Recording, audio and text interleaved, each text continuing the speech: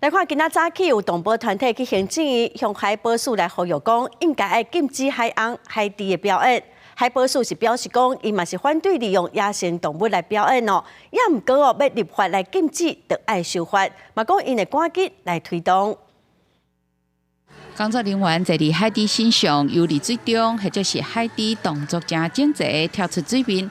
不管是伫国内外，拢有海底的表演。不过国内有10外个公民会再来到行政院头前，呼吁国内来禁止。反对海豚表演，动物不是娱乐，动物不是娱乐。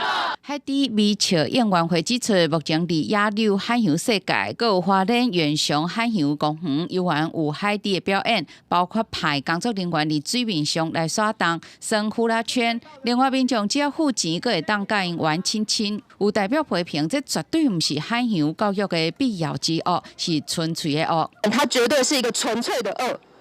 为了展出海豚表演，有些海豚它从野外被捕捉，它经历跟家族、跟朋友的离散与伤痛，甚至亲眼睁睁的看着家人被残忍的屠杀。应援会指出，农业部去年已经函释6级保育类野生动物袂当进行表演，佮甲人互动，呼吁海保署应该比照办理来保护海底。对于利用野生动物 来做这个展演这件事情呢，我们是基本上也是表示反对了哈。那我们这一块也会尽快来跟农业部那边来合作推动修法。海保署表示，目前野保法法令还未完备，希望透过修法，让法令授权更加明确。